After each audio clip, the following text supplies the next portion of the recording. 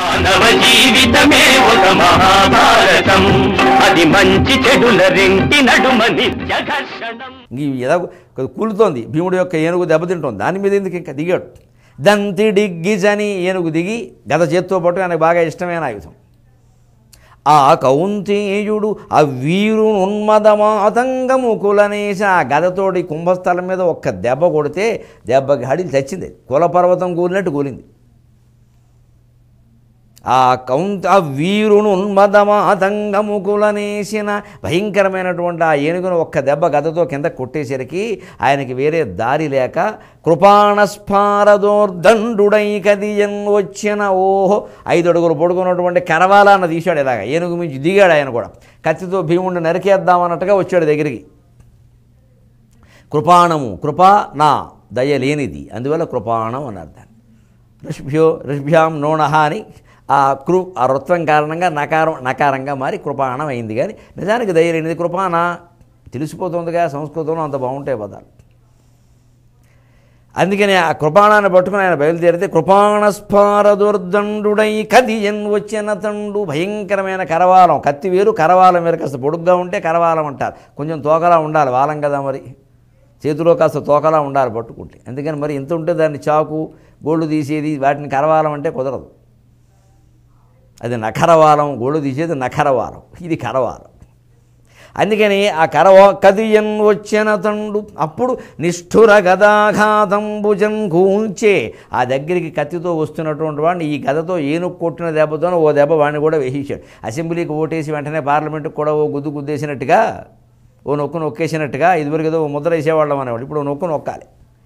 అందుకని శాసనసభకు వేసిన వెంటనే లోక్సభకు కూడా ఓ నొక్కు నొక్కేసినట్టే ఏనుగును వేసిన చేత్తోనే ఈ రాజును కూడా వేసి పారేశాడు. నువ్వురా నన్ను కత్తెట్టి నరికేదని.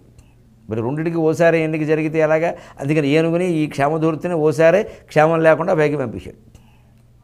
ఇక నుంచి ఆయన క్షేమధూర్తి లేదు, ఇంక అయిపోయింది. ఆయన కీర్తి శేషుడు అయ్యాడు.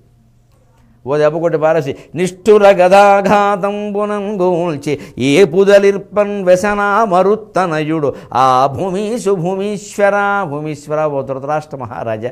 ఈ రకంగా భీముడి చేతుల్లో మీ దుర్యోధన మహారాజుకి చాలా కావలసిన వాడైనటువంటి కురుత రాజ్యానికి రాజు, కురుత రాజ్య పాలకుడు క్షేమధూర్తి చనిపోయాడయ్యా అన్నాడు. అయిపోతూ ఎంతోమంది అయిపోయారు నాయన, క్షేమం ఎప్పుడో పోయింది, మనకి ధూర్త లక్షణం ఒకటే మిగిలింది, ఇక క్షేమధూర్తి ఏం మిగులుతాడులే అన్నాడు ఆయన.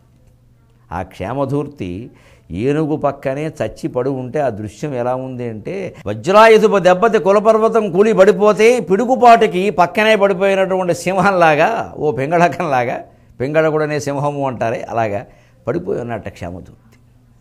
ఒక్కొక్కడు గ్రహస్థితి మారిపోయి సావు మూడి ఇలాంటివి పెట్టుకుని వస్తూ ఉండేది. వాడు ఎక్కడో పోరాటం చేసుకుంటే ఇంకో 2 రోజులు బతికేవాడేమో.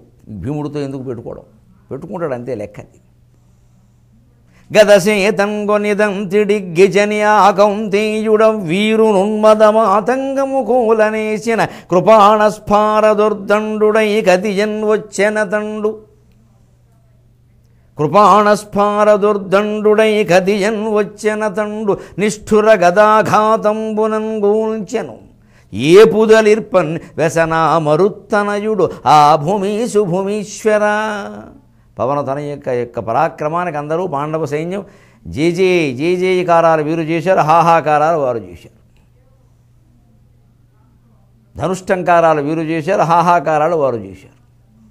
అది చూసి తట్టుకోలేక అసలు భీముడు ఏమిటో ఆయన ఏనుగు ఏమిటో చూద్దామని కర్ణుడు వచ్చి ఏనుగుల మూక మీద పడ్డాడు. పాండవుల సైన్యంలో ఉండే ఏనుగుల మూక మీద కొంచెం కోపం కూడా ఉంటుంది. మన సైన్యంలో అశ్వత్థామ అనేటువంటి ఏనుగుని చంపేసి అన్యాయంగా అశ్వత్థామ హతహ అన్నారు. అసలు వీళ్ళ ఏనుగుల సంగతి ఏమిటో చూద్దాం. ఇందులో కూడా ప్రధానమైన ఏనుగో దాన్ని ఎవడన్నా భీమా అనే పేరున్నవాడు ఉంటే లేపేసి భీమో హతహ అనే ధర్మరాజుకు చెబుదాం, ఏం జరుగుతుందో చూద్దాం అని ఏమైనా కర్ణుడికి ఆలోచన వచ్చిందో ఏమిటో. కానీ ఒక్కసారిగా ఏనుగుల మీద పడ్డాడు.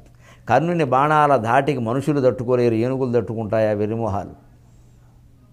కర్ణుని బాణాల ధాటికి తట్టుకోలేక ఏనుగులు పొరలినాయి, తెరలినాయి, వెనక్కు మరలినాయి, తిరిగినాయి, విచ్చినాయి, చచ్చినాయి చివరికి. పాండవ సైన్యంలో ఏనుగులన్నీ సుమారుగా అయిపోయాయా అనిపించింది. అంత అన్ని ఏనుగులు చెప్పాడు. నిజానికి కౌరవ సైన్యంలో ఇన్ని ఏనుగుల్ని ఇంతకంటే ఎక్కువ కూడా చంపగలిగిన వాడు భీముడు ఒక్కడే. కానీ అర్జునుడు అలాంటి పని చేయాలి. అంత ఇది ఆయన ఏనుగుల మీద పడలేదు, ఆయనకు అవి ముఖ్యం కాదు.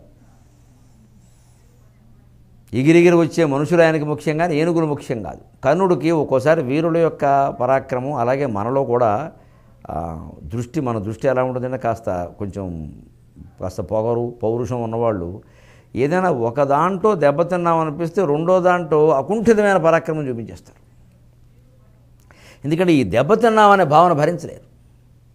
కొందరు వ్యాపారస్తులు కూడా అంతే, రకరకాల ఈ రియల్ ఎస్టేట్ వ్యాపారం చేసేవాళ్ళు, తర్వాత ఈ కాలేజీలు, ఇవన్నీ పెద్ద పెద్ద వ్యాపారాలు చేసేవాళ్ళు ఎప్పుడైనా కొంచెమైనా ఆర్థికంగా దెబ్బతిన్నాడు అనే అనుమానం ఎదుటి వాళ్ళకి వస్తుంది అనుకుంటే వెంటనే కొత్త కారు ఒకటి కొంటారు 50 లక్షలు పెట్టి. 50 లక్షలు పెట్టి కారు కొన్నాడు, ఆయన దెబ్బతిండమంటే బలివాడు అంటాడు. లేదా అది అప్పు చేసేది తెలియదు, అప్పులో అప్పు అంటాడు పైగా కొంటాడు. అలా కొందరు ప్రవృత్తి. దాని ద్వారా దాన్ని ఏమంటారు, అలా చూపించడం, బిల్డప్ అలా చూపించడం అనమాట. ఓ పెద్ద హోదా, ఓ మాయ, అప్పుడే కొంటాడు పరిగెట్టు. లేకపోతే ఒక వ్యాపారంలో ఈయన దెబ్బతిండని మాట వస్తుంది, ఇంకో 2 వ్యాపారాలు ఓసారే పెడతాడు. దాని ద్వారా అందరికీ నమ్మకం కలిగి శుభ్రంగా అప్పులు తీసుకుంటాడు. తర్వాత మొత్తం కొట్టచ్చు, అది వేరే విషయం, జెండాపై కపిరాజు. కానీ మనుషుల ప్రవృత్తి ఇలా ఉంటుంది. దెబ్బ తినడం సమస్య కాదండి, దెబ్బ తిన్నామని ఎదుటివాడు అనుకోకూడదు. మనం చాలా ఆలోచిస్తాం, అక్కడే కృత్రిమత్వం వచ్చి మనుషులు చెడిపోతున్నారు. ఎదుటివాడు అనుకోవడం మనకెందుకు, అనుకుంటే ఏమైంది, మనం దెబ్బ తిన్నామో లేదో మనకు తెలియదే. చాలామందికి ఆస్తులు ఉన్నాయంటే నిజానికి వాళ్ళ ఆస్తులు విచారం చేస్తే ఆస్తుల కంటే ఎక్కువ అప్పులు ఉంటాయి. బయటపడరంతే ఆ విషయం. పదవుల కోసం కూడా భయంకరంగా ఎందుకు వెంపర్లాడతారంటే ఆ అప్పుల్లో మునిగిన వాడికి ఆ పదవి రాకపోతే ఇంకా నాశనం అయిపోతే వీడికి అప్పించిన వాళ్ళని ఎత్తిమి కూర్చుంటారు. అదే పదవి వస్తే మాట్లాడరు, ఆయన మంత్రి గారు ఆయన అడిగితే బాగుండదంట. సరే ఎలాగూ చేసుకున్న తర్వాత చేసుకోవచ్చు, ఇంకా చేసుకోవడం అంతా వేరే. ఇలావన్నీ ఉంటాయండి. ఇవన్నీ మానసికమైన వ్యూహాలు. ఈ భయంకరత్వమే ప్రపంచాన్ని నాశనం చేస్తుంది. మనిషికి అన్నీ ఉన్నాయి, లేనిది చిత్తశుద్ధి. అంతా నటన. ఈ చిన్న చిన్న ఘట్టాల నుంచి అలాంటివి మనం గ్రహించవచ్చు. ఇప్పుడు అత్యవసరంగా ఏనుగుల మీద పడాల్సిన పని ఏమిటి?